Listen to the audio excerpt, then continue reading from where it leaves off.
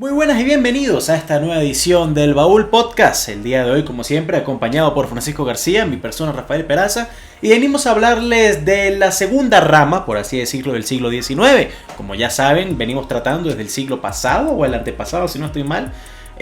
No tanto como la persona más importante de cada siglo o la mitad de siglo, sino por ramas. La semana pasada hablamos justamente del político o militar más importante del siglo XIX y el día de hoy venimos a hablarles justamente del empresario más importante del siglo XIX. Primera vez que tocamos este tema, porque es que justamente en este siglo que comenzamos a ver a los primeros millonarios, pero de miles de millones de dólares. Es que ahorita por fin creció la clase burguesa, vale.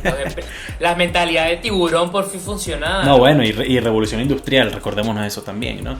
Antes la gente más rica eran los reyes, ahora realmente veremos personajes que incluso con el levantar de un dedo podían hacer que economías tan grandes como la Inglaterra o la de Estados Unidos sucumbieran, ¿no? Algo muy curioso, todos en Estados Unidos. Todos en Estados Unidos, a pesar de que no todos eran estadounidenses, exactamente. Exactamente. Pero bueno, ya hablaremos más a profundidad de eso. Recuerden, a inicio de siglo estamos hablando de Revolución Francesa, finales de siglo, Revolución Industrial, Guerra Civil en Estados Unidos, un siglo bastante importante, ¿no? Pero antes pues de hablar de esta gente, de estos economistas, de estos empresarios, veamos los resultados de la semana pasada. Esto ha estado bastante interesante porque últimamente ha sido una victoria para Fran, una victoria para mí, una victoria para Fran, una victoria para mí. Así ha sido los últimos 6 episodios, si no estoy mal. Y bueno, tenemos una victoria de Fran en el episodio pasado, si no estoy mal, ¿verdad? Muy bien, así es. Pero ya va, Rafa, antes que vengas con tu mariquera. Primero que nada, recuerda que un saludo muy grato y cordial a nuestro nuevo Patreon, Kevin, que se acaba de unir. Y recuerda de no decir groserías porque solo podemos hacer eso en Patreon, Fran. Ajá. Eso no es una grosería, al menos que sea venezolano. Ajá, entonces. Muy buen saludo a nuestro nuevo Patreon Kevin. Un saludo claro a que sí, muchas Sheila, gracias. que están apoyando este proyecto y a cambio están recibiendo videos personalizados de los temas que ellos quieran ver o que propongan, que nosotros le estamos dando. Entonces, si quieres más Baúl Podcast, por ahí hay gente que decía no me importa escucharlo por 2 horas. Si quieres una hora extra de Baúl Podcast, vete al Patreon, ¿vale? Y aquí vas a tener al momento van a haber aproximadamente 9-10 episodios del Patreon extra que puedes ver que no han sido vistos, excepto el de las guerras que habíamos publicado para ustedes que vieran. Y para la gente de Colombia, Kevin propuso un episodio muy interesante que hubiera pasado si no hubieran matado a Jorge Eliezer Gaitán. Si eres de Colombia y quieres saber qué dice Rafa al respecto y qué digo yo, métete al Patreon. Y si no eres de Colombia y quieres saber de qué estamos hablando, pues también métete al Patreon. Está bien, excelente la punta para Patreon, ¿no? Los esperamos a todos para allá. Entonces, bueno, Fran, los resultados. Muy bien, ok. Ahora voy con los resultados. Yo quiero hacer un call to action aquí. Yo estoy muy claro. Yo no recuerdo eso. Cuando yo hablaba del personaje ganador, yo dije, si ustedes quieren ver un video de qué pasaría si dicho personaje no hubiera existido, pues hagan que gane. Y Rafa dijo que efectivamente él lo haría, porque el ganador fue Otto von Bismarck. Si no me acuerdo, no pasó. El canciller no me has de mostrado el clip. hierro. No me has mostrado el clip, así que no me acuerdo. Y no pasó. Con 46.1% ganó con un margen que al mismo Rafa le sorprendió. Pero bueno, es una victoria agridulce para Rafa, pero la parte dulce es porque, bueno, Abraham Lincoln con 27.4% de segundo lugar. Personaje que le La Reina Victoria, tercer lugar con un 16.5%. Y de último, por lo la menos. parte dulce de Rafa, exacto. Simón Bolívar con un 10%. Mira, que Bolívar solo tuviera el 10%, para mí ya no importa que tuvieras ganado con el otro 90%, honestamente, o sea... pero bueno, no, como siempre, felicitaciones, Fran. De verdad que el canciller de hierro, gracias, a pesar de que no esperaba que ganara, honestamente, bueno, personaje súper importante en la historia, ¿no? ¿Vas a decir algo más? Sí, le voy a llamar a la gente que vayan y ven el episodio pasado del Baúl Podcast y busquen exactamente y le pongan en los comentarios a Rafa el clip donde prometió hacer ese video. Sí, no me acuerdo cómo pasó.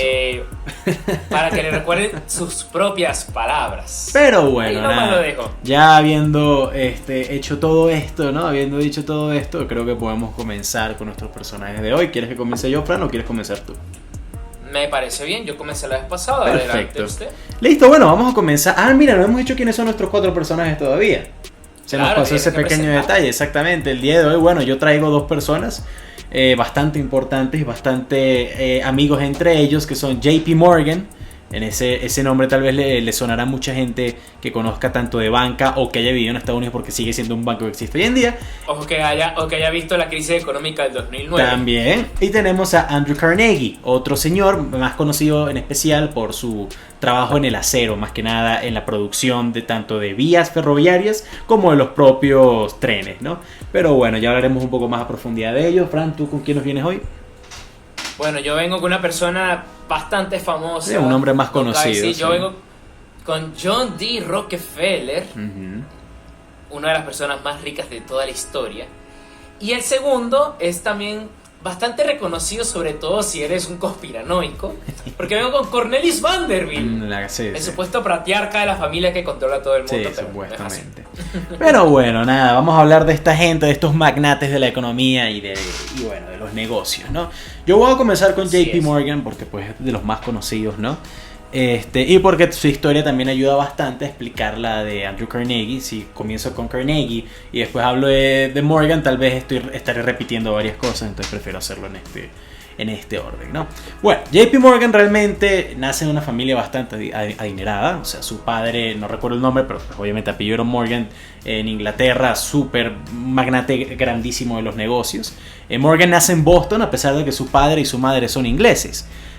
Pero siempre se crió en Estados Unidos, a pesar de que pues viajó por todo el mundo. Estuvo enfermo de joven, bastante enfermo, una enfermedad que lo que hacía que en los inviernos, creo que era neumonía, si no estoy mal lo que tenía, le pegara bastante duro. Entonces su padre hizo lo más razonable, lo que cualquier padre haría, que es enviarlo un año entero a las Islas Azores, en Portugal. En el norte de África. En Portugal, pero eso está en África. En el norte de África, exactamente. Para que se curara, ¿no? Y bueno, aprendió un poco de portugués. Después se fue para Francia, donde aprendió a hablar francés. Después para Alemania, donde agarró un gran amor por el arte y también aprendió un poco alemán. Para que, bueno, luego se pudiera ir de nuevo para Inglaterra. Después ir a estudiar a Estados Unidos y, bueno, graduarse. Este señor, pues, maneja inversiones desde pequeño. Su padre, eso era lo que hacía. Pero realmente, pues era un economista más, era un empresario más, tenía mucho dinero, claro que sí. Pero es como decir, estar en el top 1000 de Forbes, en la revista Forbes de hoy en día, ok, toda esa gente es millonaria, pero tú no sabes quiénes son, ¿no? Realmente no era esa figura pública en ese momento que llegaría a ser más adelante. Y ese más adelante comienza a ser justamente durante realmente la guerra civil estadounidense. Él ya había creado varios bancos, él ya tenía varias formas de ingresos, si se puede llamar así, en lo que también era la industria ferroviaria. Recordemos que en este momento la industria más grande del mundo eran los ferrocarriles, eran los trenes. No había nada más grande que eso en ningún otro sector, porque pues todavía el petróleo no tenía tanto dinero, el carbón ya no era tan caro. Yo creo que el único negocio y la única rama que se le podría comparar en tamaño eran las armas. Y justamente en la guerra civil este señor también hizo mucho dinero comprando y vendiendo armas, ¿no? Pero su fama, realmente, su gran importancia, llega más adelante, es cuando él comienza a hacerse amigo de varias gente en el poder, ¿no? En especial en el gobierno estadounidense. Conoce a personas como Andrew Carnegie, que lo que hacían era pues producir acero. Y él comienza a decir, mira, estamos viendo que en Estados Unidos este señor viajó por todo el mundo y viajaba por todo el mundo todo el tiempo, le encantaba navegar, ese era su principal pasatiempo, y pasaba 2 semanas, un mes en todos lados aprendiendo y estudiando qué estaba pasando en el mundo. Realmente era todo un trotamundos. Y él se da cuenta, cosa que a pesar de que en el momento algunos ya lo decían, nadie fuera de Estados Unidos lo creía, y que era que Estados Unidos iba a ser la potencia del futuro. O sea, en ese momento recordemos, sí, Estados Unidos era un país muy grande, pero estaban en medio de una guerra civil o recién saliendo de ella. Todavía necesitaban de Inglaterra y de Francia para muchas cosas. No era la potencia que sería ni siquiera para la Segunda Guerra, ni siquiera para la Primera Guerra Mundial. Era simplemente una potencia regional en América, el principal lugar donde hacer negocios en todo el continente americano, ¿no? Entonces él dice, mira, él le encantaba mucho el trabajo de Alexander Hamilton, por cierto. Uno de sus hijos se casó con una de las descendientes de Alexander Hamilton. Y él dijo, pero su propuesta bancaria, de la cual ya hablamos un siglo atrás, tiene muchas fallas. Yo quiero venir a hacer algo diferente. Entonces él comienza a crear un gran número de bancos. O sea, no solamente JP Morgan. JP Morgan Chase, que así se llama hoy en día, sería la unión de más de 8 bancos más adelante, ¿no? Pero él comienza a decir, toda esta gente que está haciendo demasiado dinero como Carnegie, como el propio Rockefeller, en todo lo que era el petróleo, en todo lo que era los ferrocarriles, todos estos negocios que están haciendo boom, ¿no? Incluso las armas, él dice, hay que ayudarlos a manejar todo este dinero. ¿Y cómo tú manejas mucho dinero ya teniendo dinero? Fácil, abres un banco, ¿no? Así de simple, ¿no? Entonces este tipo comienza... Que era una figura que existía, básicamente. ¿Cómo? Tenía 250 años existiendo.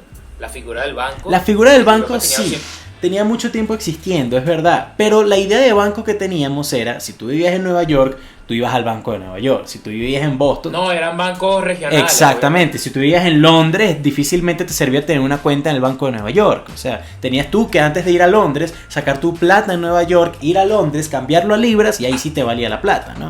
Este señor comienza a diseñar un sistema bancario nacional. O sea, realmente eso era lo que faltaba en Estados Unidos. Y tú verás, por ejemplo, por qué tanto en las películas del viejo oeste, porque habían tantos robos a los trenes. Porque de nuevo, si tú vivías en Nueva York y te estabas mudando a San Francisco, por ejemplo, del otro lado del país, y que eran días de viaje, tú no podías simplemente la plata que tenías en Nueva York usarla en San Francisco, tenías que llevarla contigo. Por eso habían tantos robos, por eso se diseñó el sistema de bonos, pero todo eso había problemas. Entonces JP Morgan lo que dijo, mira, tu plata en Nueva York te va a servir en San Francisco, tu plata en Miami te va a servir en Washington State, es el estado de Washington, del otro lado del país. Incluso comenzó a abrir banca en Alaska, que en ese momento ni siquiera era estado.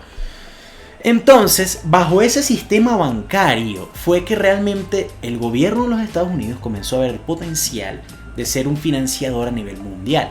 De hecho, él mismo ayudó a poner presidentes. Lo que era Robert Cleveland estaba aquí en la mano de este señor. O sea, de hecho, en 1897, una de las crisis más grandes de Estados Unidos fue por la desconfianza en los bancos. Y fue justamente JP Morgan el que dijo, mira, gobierno de Estados Unidos, ¿qué necesitas?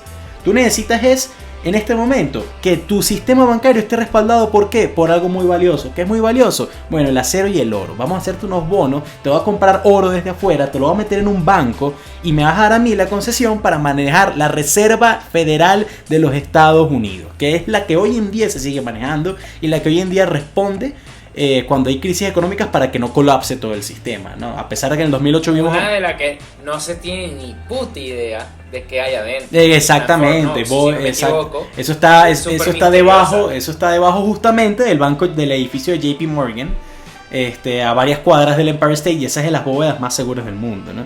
Se sabe que hay oro, se sabe que hay plata, se sabe que hay otro tipo... Y las teorías conspirativas dicen que está vacío. Esa es otra, pero bueno, nada, eso ya no vamos a hablar de conspiraciones como tal, a no ser que, bueno, estén arraigadas a su nombre, ya lo veremos en los personajes de Frank. Pero bueno, llega en 1905, estamos hablando ya del siglo XX, es verdad, pero pues este señor se murió en 1913, si no estoy mal, y casi toda su vida la vivió en el siglo XIX, entonces lo metimos en este siglo, para los que pregunten por qué estamos hablando del siglo XX en este momento, ¿no? Para 1900, ¿qué te dije yo? 5, 4, 5, bueno, sí. 1905, si no estoy mal, llega un presidente, muchos habremos escuchado y muchos habremos visto en películas, que se llama Teddy Roosevelt. Y este tipo, bueno, dice, mira, no puede ser que realmente la economía nacional de los Estados Unidos esté manejada por 2 o 3 huevones. Así de simple, no puede ser. Y comienza a meter leyes de antimonopolios y todo este tipo de cosas. Y ahí es cuando entonces... Eso también lo voy a mencionar yo. Exactamente. Y ahí es cuando entonces se desregulan los bancos, por así decirlo. De nuevo, este tipo tenía 9 bancos a su nombre. JP Morgan Chase, J. Morgan, no sé qué. Todos eran algo Morgan, porque él está enamorado de su nombre. De hecho, su hijo se llamaba JP Morgan Jr., ¿no? O sea, JP Jr. Morgan. Pero bueno, ahí es cuando él comienza a unir todos los sistemas bancarios. Pero pues, de todas formas, de nuevo, a pesar de que la mayor contribución de este señor tanto en el pasado como hoy en día fue realmente formar la Reserva Federal de los Estados Unidos y de nuevo manejar todo el sistema económico bancario de este país y hacerlo lo que hoy en día sigue siendo, ¿no? Cosa que también serviría, por ejemplo, en Inglaterra, en Francia, incluso en el Imperio Ruso el poco tiempo que duró después. Realmente pues fue esa contribución de haber diseñado todo el sistema económico actual de los Estados Unidos, lo que más grande se le puede acreditar. Ya pues para finalizar realmente, a pesar de que eso fue lo más importante, también se le acredita una historia bastante curiosa. Él era el dueño de la empresa acerera que fundó y que construyó el Titanic. Y recuerden que a este señor le encantaba navegar y también era de padres ingleses. Él no fue que casi se montó y no se montó. Él estaba a nada de montarse en el Titanic y se enfermó. Y decidió no montarse en el Titanic. Y pues el Titanic se hundió. Pero no voy a decir que era el dueño del Titanic, pero sí era el dueño de la empresa que lo fabricó, obviamente. Entonces tenía algún tipo de preferencia para poder montarse en el primer viaje del gran barco de la historia, ¿no? Primero y último. Primero y último. Pero poco, o sea, como para un poco de curiosidad, ¿no? Hoy en día, de nuevo, JP Morgan Chase sigue existiendo.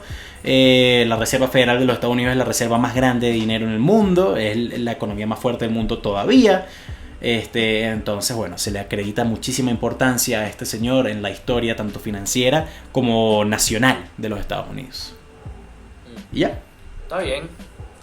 Perfecto. Bueno, yo no tengo mucho que decir. Es que es difícil. Esto va a ser, creo que una tónica de este capítulo, porque la verdad todos estos tipos hicieron cosas importantes en su rubro, se hicieron ellos mismos. Claro.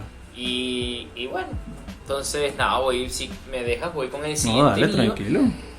Este sería el momento en que yo saco a Rockefeller, pero yo quiero ir un poco con orden cronológico. Ah, bueno, dale. De paso se mezcla con el otro y yo voy con Cornelius Vanderbilt. Así como Rafa habla de Morgan, yo voy a hablar de Rockefeller, incluso también de Andrew Carnegie. Los tres mueren en el siglo XX, pero la mayor parte de su vida y sus negocios son en el siglo XIX. Pero yo voy con un caso distinto, que es Vanderbilt, que fue el predecesor de todos ellos. Porque Cornelius Vanderbilt nace en 1794. Bastante más atrás, sí.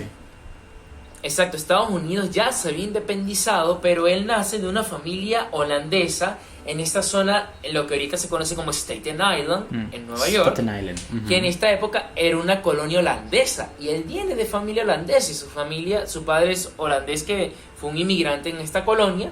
Y pues como todo inmigrante en el Nuevo Mundo vino buscando riquezas y demás, y pues no era de mucho dinero. Vanderbilt no creció en un ambiente de mucha prosperidad, como se pudiera decir. Y en este caso Vanderbilt murió en 1877, que murió técnicamente en el siglo XIX. Y bueno, con su historia Vanderbilt era apodado el Comodoro. ¿Por qué? Porque su padre tenía un negocio. El negocio era básicamente de transporte marítimo. En este caso, el padre de Vanderbilt tenía un barco y él transportaba gente a través del río Hudson, ¿verdad? Por todo el estado de Nueva York.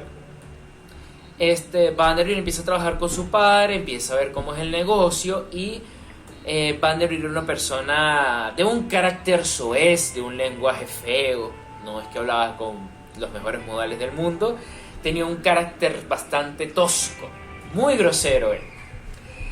Pero empieza a agarrarle el truco al negocio, ahora trabajando para su padre, y él lo que dice es que yo voy a empezar mi propio emprendimiento. Vanderbilt compra su primer barco y muy jovencito, con 16, 18 años, él crea su propia línea de transporte a través del Hudson y empieza a transportar, y él ve una oportunidad de negocios. Y este es un nombre que oportunidad que veía, oportunidad que tomaba. Ve una oportunidad de negocios en el que sus transportes él le podía bajar la tarifa, ganar un poquito menos, pero empezar a agarrar clientes. Aún no era manejar el monopolio, no tenía la capacidad para hacerlo, pero efectivamente es una táctica que él hizo durante toda su vida, que es lo que en inglés se llama el undercutting, que es básicamente rebajar tus precios para hacer que las empresas competidoras no puedan básicamente comparar tus precios. Hoy en día eso es ilegal, cabe recalcar, ¿no? Por lo menos en Estados Unidos. Eso es ilegal. Sí, en Estados Unidos eso es ilegal ahorita, e incluso esa es la base de la guerra económica que le montó Trump a China, porque eso es lo que hacían las empresas chinas para competirle a las empresas en el mundo. Porque como están en base de todo el Estado y el aparato financiero chino, etcétera, pues bajaban sus precios para que los proveedores se hicieran. Y a veces incluso eso producía pérdidas a corto plazo para la empresa que lo hacía. Pérdida. Efectivamente, y Vanderbilt sabía esto muy bien. Y él fue la primera persona en hacer esto, cabe destacar. Entonces, efectivamente, él empieza a agarrar gente, empieza a ganar dinero y compra otra flota. Todo lo que él agarra, en vez de pues quedárselo para él, comprar casa, etcétera, no, él lo vuelve a invertir en su negocio. Empieza a comprar flota, barco y crea su flota marítima, ¿verdad? Vanderbilt crea su flota marítima y empieza a ser una persona un poco más importante dentro de la sociedad, pero por lo mismo que dije, su carácter soez, que hablaba muy feo, que no se le entendía mucho, es bastante rechazado por la élite, por así decirlo, a lo cual esto a él pues ni le iba ni le venía, le molestaba un poco, pero su negocio iba bien. Empieza a hacer su flota marítima y por la altura de 1840 pasa lo denominada fiebre del oro.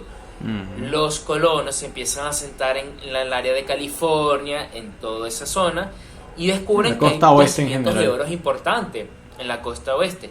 Hay yacimientos de oro importantes. ¿Cuál es la cosa? Es una distancia bastante larga, son más de 1000 kilómetros. Lo otro es que en todo el medio tienen los territorios indios, y los indios no les gusta que la gente pase por su territorio, te caigan a flechazos y te matan directamente. Entonces eran caminos muy peligrosos, sobre todo en la zona del Midwest, en todo esto. ¿Y qué es lo que hacía la gente? La gente se iba en barco, claro, desde la costa este, bajaban por todo el Cabo de Hornos y querían llegar de manera por Chile, segura. ¿En serio? Claro. O sea, hacían todo eso, esa parte de la historia no sabía que hacían todo eso para ahorrarse esa vaina. La gente, para ahorrarse el problema de lo peligroso que era el camino, porque también cabe destacar que aparte de los indios pasan por un desierto, que es el famoso Valle de la Muerte.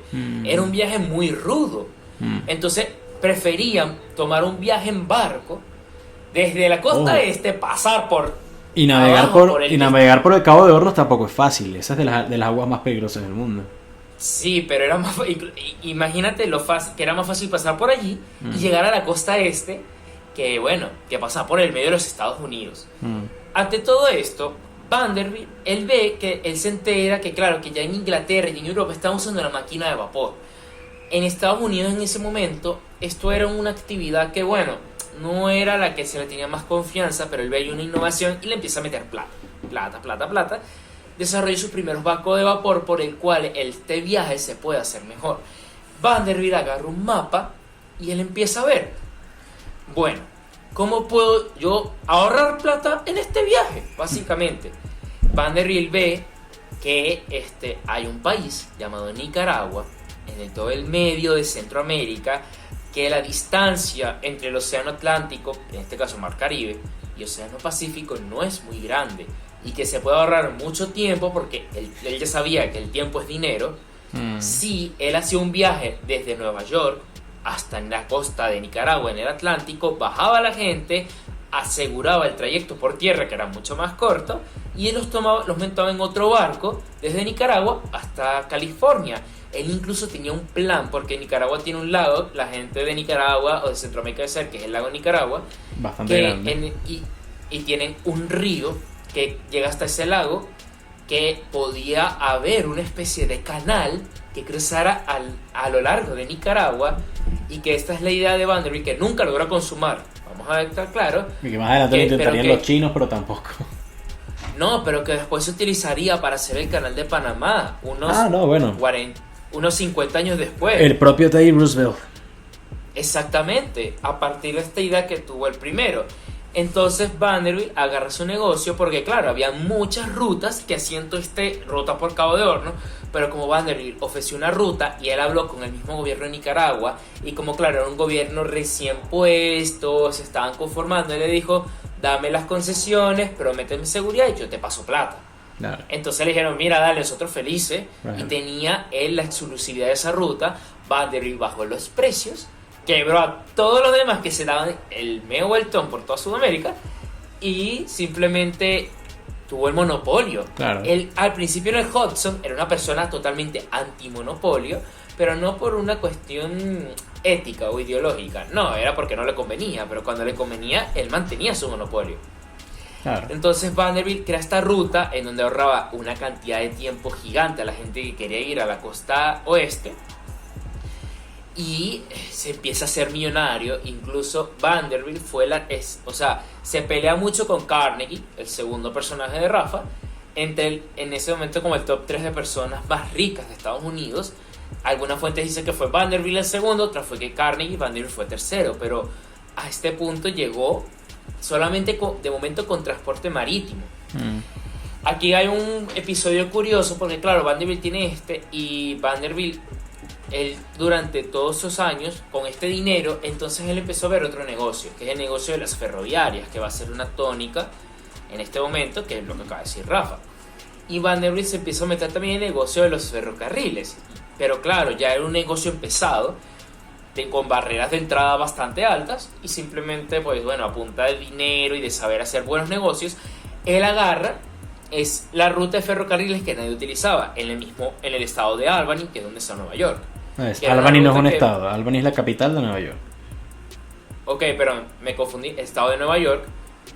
Y en ese momento, claro, Vanderbilt ahí genera, porque él tiene el primer ferrocarril, la primera línea de ferrocarril que llegaba al downtown de Manhattan, que es donde, como el personaje de Rafa, JP Morgan, ahí es donde se pone Wall Street y llega a ser el centro financiero, bastante importante. Y a partir de allí él se empieza a expandir en las empresas ferrocarriles. Dicho esto, Vanderbilt ya tenía 60 y tantos de años, tenía su esposa, tenía como 13 hijos, y él mismo no fue el mejor padre ni el mejor esposo, pero bueno, él dijo: tengo 40 años trabajando como un loco sin cesar, quiero unas vacaciones. Y se fue, se compró un ferry de lujo y se pegó unas vacaciones que costaron $500,000 de la época, que si se lo ponemos ahorita es como pegarte unas vacaciones de como $500 millones. Ah, bueno, tampoco tanto, pero como 50 millones, pero sí, o sea, una vaina absurda. Pues. Sí, ya de por sí $500,000 ahorita es bastante, o sea, en esa época era mucho más. Uh-huh. En fin, se fue en su barco para el Mediterráneo y él legó sus industrias a su mano derecha y su mano izquierda. Sobre todo la industria marítima en Nicaragua, que era la que le daba más dinero en este momento. ¿Qué es lo que ocurre? En esta época hay una figura que se llama el filibustero. El filibustero era personas aventureras, por así decirlo, de los Estados Unidos, que creían mucho en la doctrina del destino manifiesto, que esta era básicamente la doctrina imperialista de Estados Unidos, que Estados Unidos tenía el derecho casi que divino de todo lo que hubiera al oeste del Mississippi. Claro, pero también se la tomaron para mucho más lados, de expandir. Todo lo que hay al oeste de Mississippi puede ser incluso el este de Estados Unidos si das la vuelta al mundo. Claro, exactamente. Entonces, había una persona que, a ver, no tengo ahorita el nombre, pero bueno, ajá, que fue un filibustero que fue y bajo estas dos personas, él cuadró y hizo un golpe de estado en Nicaragua. Esta persona agarró, fue con un pequeño ejército de mercenarios y tomó el poder en Nicaragua. Y básicamente le dio todo el negocio a estas dos personas que traicionaron a Vanderbilt. Vanderbilt estaba en el Mediterráneo y se entera de estas noticias. Y él en su propio lenguaje les dice: bueno, señores, quedo profundamente decepcionado de lo que acaban de decidir y hacer con sus vidas. Voy a dedicar el resto de mis años a arruinarlos totalmente. Vanderbilt trabaja mano a mano con el propio gobierno de los Estados Unidos y la resistencia nicaragüense para destrozar a este tipo, básicamente, y a sus socios que le habían robado el negocio. A los socios le meten una demanda que la ganan en Estados Unidos y los tienen que meter presos. Y a este tipo él ayuda a financiar la resistencia, que lo botan, y el tipo más adelante moriría fusilado en Honduras porque intentó hacer lo mismo en Honduras y lo atraparon y lo fusilaron. Y logró hacerle un bloqueo económico a Nicaragua en ese momento para que perdiera todos sus recursos, nadie lo apoyara económicamente y demás. Los mandó a la quiebra y los volvió mierda, y él podía recuperar todo su negocio. Y entre las cosas que destacan de él en su influencia, porque él al final murió como a los 83 años y tuvo una vida al final tranquila. Él a un hijo que fue el que al final le tuvo medio en serio y le legó casi todo, el 90% de todas las empresas y de todo el dinero que él tenía. Y él fue el que siguió su legado, y el de la familia Vanderbilt, que ahorita, o sea, por así decirlo, físicamente, el legado más famoso son que tiene unas casas estrafalarias. O sea, las casas de la familia Vanderbilt incluso se ven como museos de un estilo de vida tan estrafalario de una persona que fue absurdamente rica en su época. Pero lo otro, y entre los más importantes, es que fue el primero que tuvo una idea de hacer un canal en Sudamérica que pudiera conectar el comercio mundial entre el Océano Atlántico y el Océano Pacífico, que si bien él no lo hizo y no lo logró, era una obra de ingeniería muy difícil.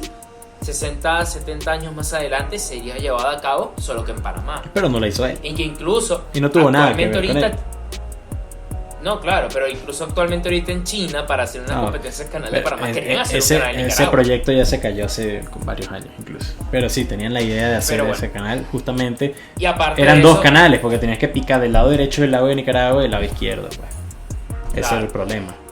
Y la otra, dentro de los mismos Estados Unidos, fue de los primeros, porque vino antes que Rockefeller y que Morgan, o sea, él nació antes, ya él era empresario importante antes de justo cuando nacieron estos dos personajes, que fue una parte muy importante del desarrollo de los Estados Unidos, sobre todo en esta época de la fiebre del oro, que a los otros no los agarró por un simple hecho cronológico.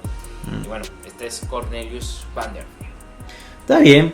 Un poco rebuscada tu asociación con el canal de Panamá. Pues sí, tuvo la idea, nunca la hizo y estaría el precedente, pero pues, o sea, eso no se le puede quitar a Teddy Roosevelt y a sus ingenieros, ¿no? Bueno, y a sus generales que hicieron que Colombia entrara en guerra y les quitaran esa vaina.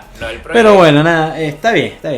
De un hombre humilde en sus inicios pasemos a otro, ¿te parece? Justamente Andrew Carnegie, que mucha gente le dice Carnegie, pero él al haber nacido en Escocia y considerarse escocés americano, realmente su pronunciación tiene que ser Carnegie, ¿no? Pero bueno, nada, este tipo muy poca gente lo sabe.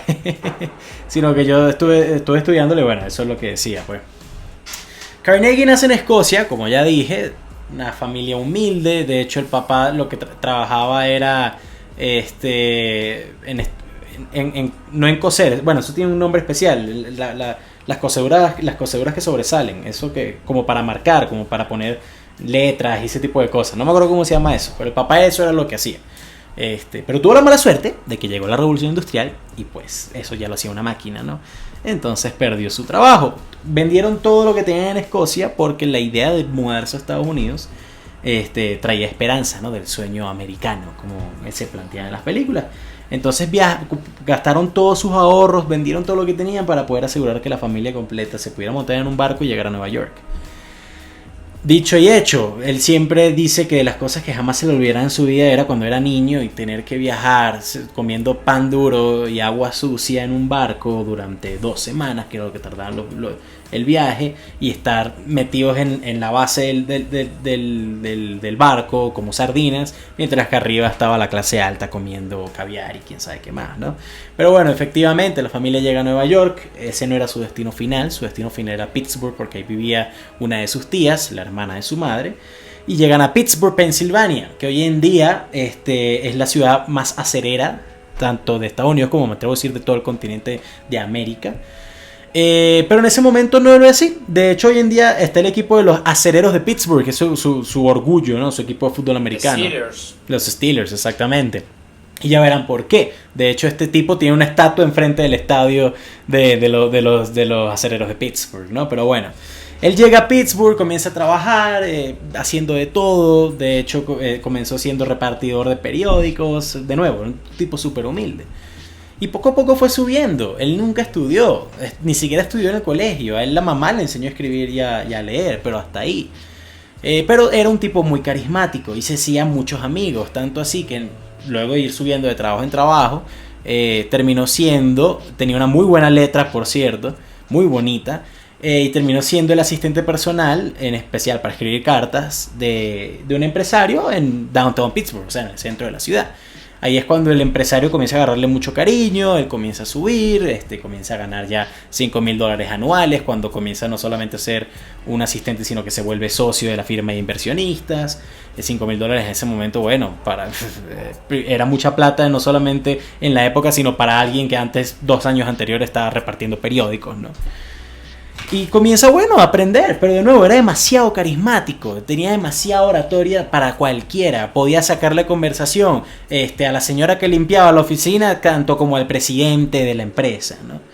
Y eso también lo ayudaría muchísimo más adelante. Tanto así que bueno, se casa con una muchacha de muy buena familia. El padre de esta muchacha comienza a ver su potencial y le hace un préstamo de $50,000 para invertir en bonos ¿de qué? De acero. Porque él decía que la minería de acero en Pittsburgh estaba siendo totalmente olvidada al lado de otros tipos de cosas como oro y petróleo que están comenzando a hacer un boom. Carnegie no es de la misma época de Vanderbilt, pero de todas formas no estaban tan separados, ¿no? Y pues ya todavía seguía habiendo mucha fiebre del oro y en especial de petróleo en esa época. Pero justamente como Frank muy bien indicó, el problema era el transporte, el problema era cómo llevar las cosas de un lado al otro. Y él se dio cuenta de que esa invención en Europa que los ingleses estaban utilizando para mover cosas de un lado al otro, que era el tren, iba a ser un boom gigantesco para solucionar los problemas de tener que andar en barco por Cabo de Hornos o tener que andar en barco, bajarse en Nicaragua, pasar al otro lado y volver a subirse. Y él dijo, esto va a ser solucionado por el simple hecho de que un tren puede mover todo de un lado al otro sin tanto problema. Y comienza a invertir todo lo que tiene, más toda la plata que le estaba prestando su suegro, en acero. Cuando la venta del acero comienza a ser una cosa absurda, porque el acero llegó a valer casi que lo mismo que la plata y el oro en algún momento, de lo valioso que era para poder construir tanto trenes como vías. La base de toda la industria. Claro, es que el acero es la base de toda la industria. Ahí es cuando él se da cuenta, después de contratar a muchísima gente, bueno, a estos geólogos y todos los que estudian los suelos para ver qué minerales hay, se dio cuenta que en Pensilvania habían reservas de acero gigantescas, es que él comienza a invertir tanto para la extracción del acero. Corregir. ¿Cómo? El acero no es un material que bueno, sí, o sea, es una hay reservas minerales que se funden y ahí se hace acero. Hierro y otro tipo de cosas, perdón. Bueno, están los minerales necesarios para hacer acero y para refinarlo y convertirlo en acero. Es verdad, tienes razón. Pasé por alto ese detalle. Pero bueno, nada, comienza a invertir ahora no solamente en la producción de acero, sino en la construcción de vías ferroviarias. Y la plata comienza a sobrarle. Y él dice, bueno, ¿qué más hace falta para hacer más trenes? Coño, los trenes, ¿no? Entonces funda la primera ferroviaria de Pensilvania. Ya habían unas en Nueva York, obviamente, pero pues él manejaba el negocio del acero. La gente de Nueva York necesitaba el acero que él producía para poder hacer eso. Entonces él dijo, mira, ya yo no te voy a vender más nada porque lo voy a hacer yo mismo. Cuño, entonces perfecto. El tipo comenzó a tener demasiada plata, demasiadas inversiones. Todo el mundo lo veía como señor de Pittsburgh súper contento porque también era bastante ¿cómo es que se llama esta gente que ayuda mucho a las demás personas? No, filántropo. Filántropo. Sí. Él fundó 500,000 bibliotecas, donaba muchísima plata porque era de orígenes humildes, él sabía lo que era pasar hambre, ¿no? Pero bueno, ahí es cuando conoce a un tal JP Morgan que le dice, mira, ¿cuánta plata necesitas para que esto que tú estás haciendo en Pensilvania y que estás comenzando a construir para el oeste, lo multipliques por 5 en todo el país? Bueno, nada, y él dijo, bueno, mira, necesito tantos millones de dólares. Y JP Morgan, mira, te los tengo. Yo tengo que ser el dueño del 49% de tu empresa. Listo, perfecto. Se volvieron pana los dos, excelente, burda amigos. Y ahí es cuando todo el sistema ferroviario de Estados Unidos, que durante muchísimo tiempo fue el más grande y más eficiente del mundo, comienza a agarrar forma. O sea, fue realmente bajo Carnegie, más la ayuda económica de JP Morgan, ¿no?, que lograron fundar todo este sistema ferroviario. O sea, ahí de nuevo, lo curioso es que a pesar de que Carnegie y JP Morgan trabajaban de la mano, no podían ser personas más diferentes. Carnegie lo llevaba muy bien porque pues era su principal inversor. Pero Carnegie era un tipo humilde que le gustaba realmente devolverle a la comunidad, mientras que JP Morgan se le acuña la famosa frase de que si tienes que preguntar cuánto cuesta, entonces no tienes el suficiente dinero para pagarlo, ¿no? Y cuando JP Morgan, bueno, realmente tenía la cantidad, o sea, el tipo era muy elitista, sinceramente. Él de hecho evadió enlistarse, tener que enlistarse obligatoriamente en el ejército del norte en la guerra civil, pagando $300 a un tipo para que lo sustituyera y diciendo que él no podía ir a la guerra porque habían vidas que valían menos y que sí podían perderse, ¿no? Carnegie era totalmente opuesto.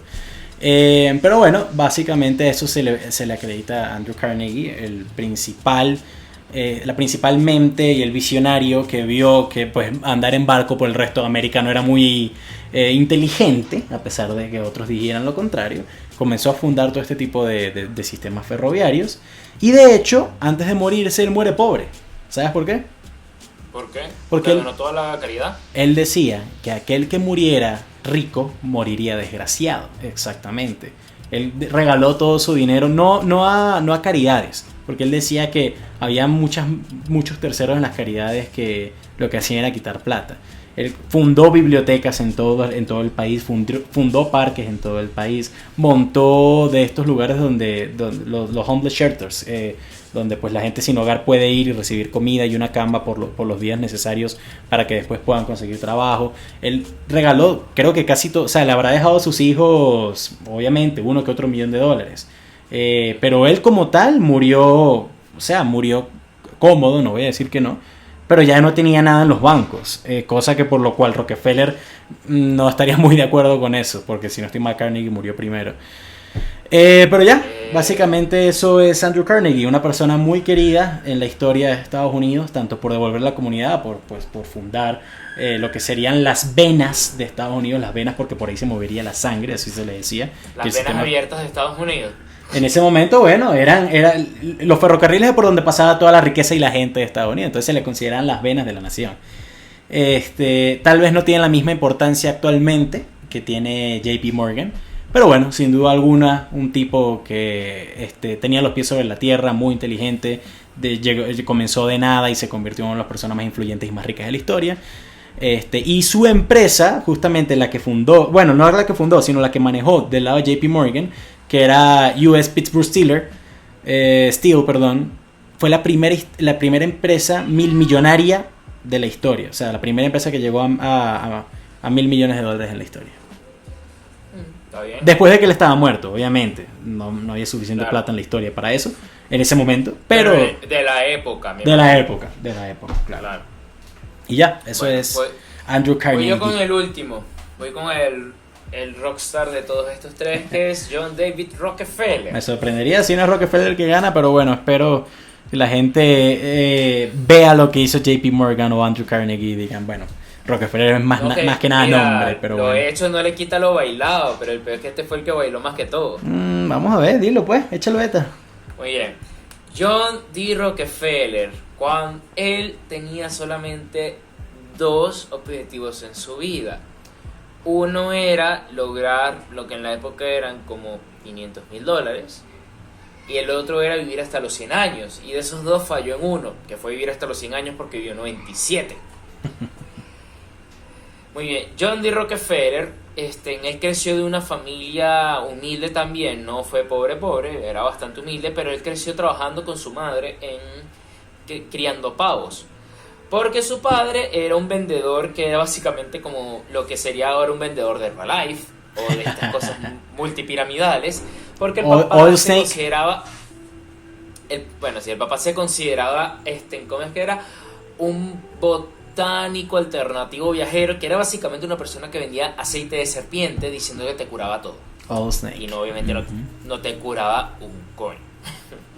Pero bueno, el padre así tenía una labia increíble, y el padre de Rockefeller les quería inculcar desde pequeño que no podían confiar en absolutamente nadie. Incluso se dice que cuando el pequeño John iba a abrazar a su padre de niño, el padre se le quitaba para que él se cayera y así aprendiera. ¿Qué coño madre? O sea que él le quería inculcar la desconfianza de sus hijos, porque así les iba a ser agudos en el mundo, ¿verdad? Uh-huh. En fin, esto puede que define un poco la vida de John o no, pero John lo que sí es que él repudiaba bastante a su padre. Su padre tuvo una relación de bigamía, que en ese momento no era ilegal en los Estados Unidos, con la madre de John y con pues la que era la amante.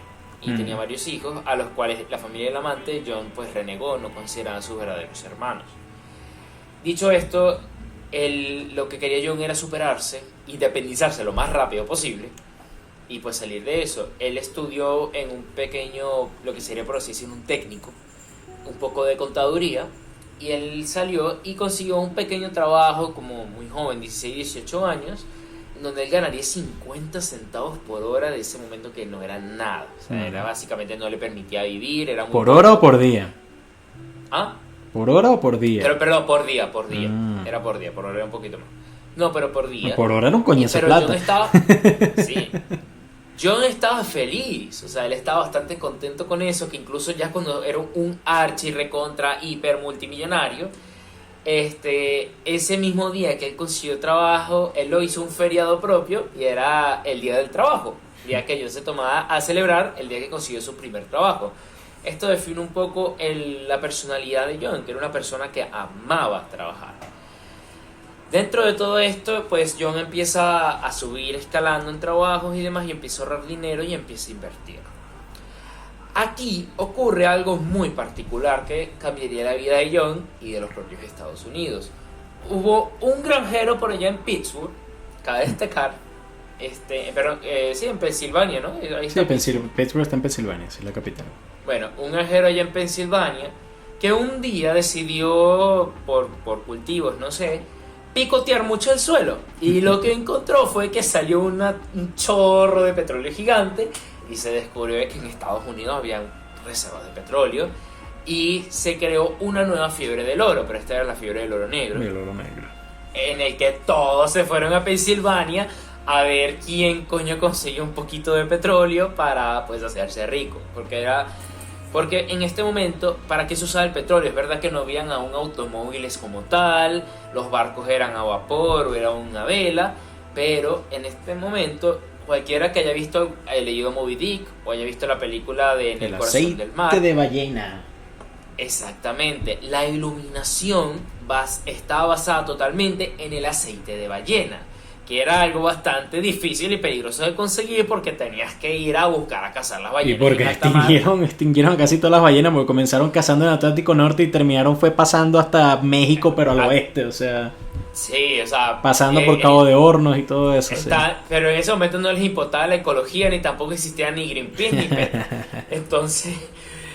pero era bastante difícil, tenías que capacitar marineros, tenías que mandarlos a alta mar por 4 meses. Los perdías muchas veces. Claro, perdías muchas veces y el aceite era algo que literalmente tenías que matar la ballena, montar la ballena en el barco y empezar a extraer el aceite. Todo. Era un trabajo bastante asqueroso, y no siempre lograbas, porque eso dependía de la grasa de la ballena, no siempre lograbas sacar tanto aceite. Tantos barriles. Porque claro, dependía del tamaño, si cazaste una ballena bebé o no, era algo bastante complicado, pero y por eso era bastante requerido. Pero descubrieron de que el petróleo era mucho más fácil de sacar, mucho más barato de hacer, no tenías que lanzarte al mar a matar un animalito.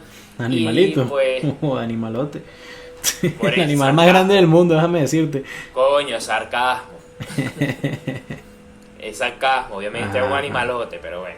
Era un pinche animalito indefenso, excepto Moby Dick, que derrumbó como 4 barcos. Mocha-Dick. Mocha-Dick, exacto.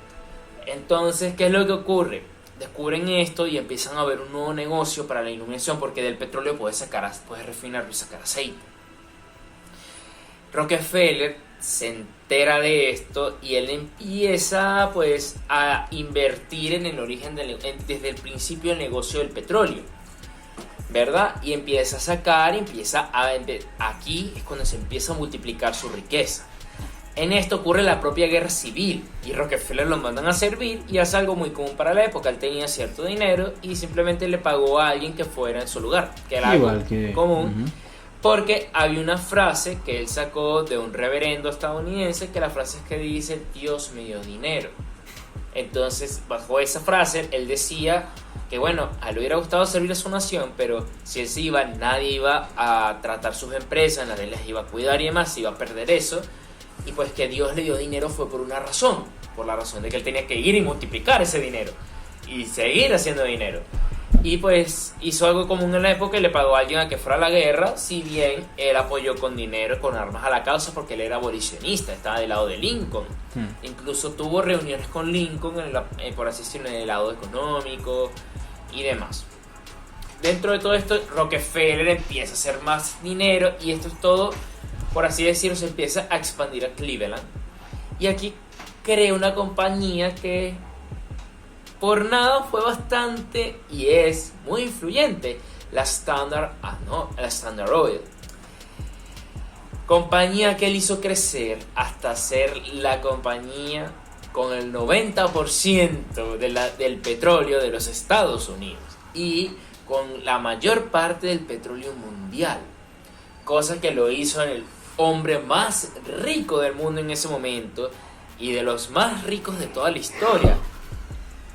Para ponerlo en perspectiva, ahorita se sabe de que la fortuna líquida propia, no en empresas, de Jeff Bezos es como 100 mil millones de dólares. La de Rockefeller, aplicando inflación, llegó a ser de 300.000 a 400.000. Efectivamente, le metes a Amazon y le metes muchas más cosas, Bezos es mucho más rico. Pero estamos hablando en este sentido de factura propia rica.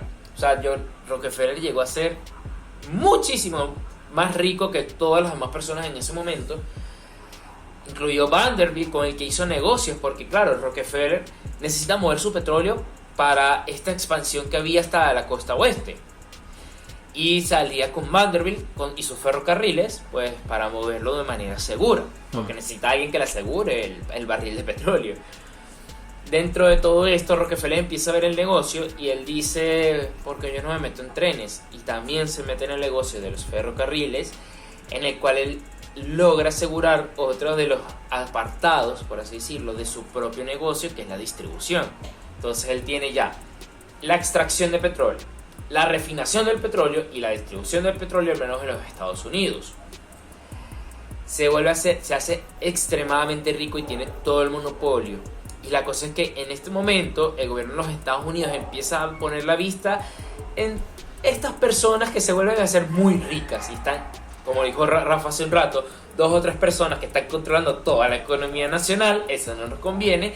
Queremos que haya más competencia, queremos que haya más emprendimiento, y empiezan a lanzar leyes antimonopolio. Rockefeller ve que esto va obviamente en contra de sus intereses. Él crea una figura que aún se sigue utilizando hoy en día, que es la figura del trust, que en la traducción significa confianza.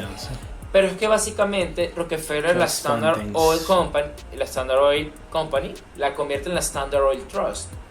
Y él divide su compañía y básicamente los títulos de administración, por así decirlo, de como los dueños, que al final el dueño era él, se los divide en las juntas administradoras. Y la dividen muchas así para que cuando lo quisieran investigar no pudieran ver de que él tenía el monopolio, porque técnicamente había más todas las demás eran compañías independientes, ¿verdad? De las cuales, pero al final todos estaban bajo el mismo arbolito, bajo la misma familia de su propia compañía, y él virtualmente seguía teniendo todo el control y el poder. Todas respondían ante su propia compañía, y así él logró crear la compañía petrolera más grande de todo el mundo. Industria de que solamente ahorita empezó a nacer y explotar, y que hasta apenas ahorita es que está, se podría decir, entrando a su ocaso, porque bueno, se está acabando el petróleo, las energías. Tiene varios años. Por eso, tiene varios años cayendo, digo, el petróleo. No, claro. Cuando yo digo ahorita, digo siglo XXI. Hoy en día el petróleo no es ni el 10º sector más... Sí, pero cuando yo me refiero, o sea, en el siglo XXI es que empezó el ocaso de la compañía del petróleo. O sea, después de ese gran boom que hubo en la guerra de Irak y Afganistán, que el barril estaba más arriba de los $100, pues empezó a caer y nunca más se recuperará. No se recuperó ni se va a recuperar. Ya se están haciendo las migraciones a energías limpias, etc.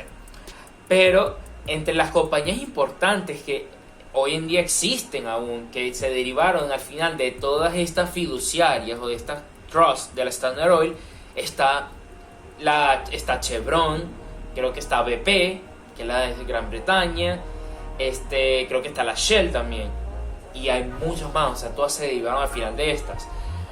Dicho esto, el gobierno de los Estados Unidos le agarró el truquito a Rockefeller y lo llevaron a juicio, que fue uno de los juicios más grandes de ese momento por violar las leyes antimonopolio. Juicio el cual, pues, podemos decir que quedó en empate, porque al principio Rockefeller lo iba ganando, porque el gobierno de Estados Unidos, a pesar de que Rockefeller se hizo el objetivo de la prensa del momento que lo investigaba y que le sacaba los trapitos sucios de corrupción, lo que decían, bueno, corrupción era este momento que básicamente el tipo estaba engañando a la gente, diciendo que él solo tenía una compañía cuando él la verdad tenía todas. Le sacó los trapitos de cómo manejaba su negocio, y el gobierno de los Estados Unidos le encontró muy difícil rebatirle al equipo de abogados de Rockefeller de que efectivamente él no tenía esto, hasta que llegó un punto en el que pues lo empezaron a rebatir y al final por así decirlo se quedaron a tablas. Rockefeller básicamente, entre comillas, renunció al trust de todas estas subcompañías de petróleo, pero mantuvo como el 35-40% de todas las acciones de todas estas compañías. O sea, no perdió dinero, simplemente por así decirlo perdió el título. Y siguió siendo de las personas más ricas del mundo. O sea, habíamos hablado de que Carnegie y Vanderbilt se peleaba un poco entre el segundo y el tercer lugar de las personas más ricas. JP Morgan creo que va de cuarto. Rockefeller sin duda alguna era el primero. E incluso cuando hablamos de Mansa Musa, llegamos a mencionar que claro, por todo lo que se sabía que tenía mal y que técnicamente es el reinado de Mansa Musa, es así como el que le lograba ganar a Rockefeller, más la inflación y todo esto. Pero quitándolo a él, viene Rockefeller. Y que es apenas ahorita que hay pues personas y hay gente que tiene tanta riqueza que le puede comparar. Y pues que en ese momento Rockefeller estaba en los ferrocarriles, en el petróleo, y incluso también se hizo filántropo. Rockefeller no solamente, si bien tuvo mucha fortuna y no dio toda su fortuna, no fue como Carnegie, creó la Universidad de Chicago, que es una universidad que hoy en día se puede vanagloriar de tener en su alma mater 87 premios Nobel, nada más ni nada menos. Y donó muchísimo dinero también a la comunidad. Existe la Universidad de Rockefeller, también fundada por él. Creó el Rockefeller Plaza en Nueva York, este famoso lugar, incluso que sale en la serie 30 Rock, 30 Rockefeller Plaza. Y es una de las personas más importantes, por así decirlo, incluso ni siquiera de la historia económica, en la historia de los Estados Unidos. Él al final muere y él le deja pues el negocio a la familia, y ese es John David Rockefeller. Está bien.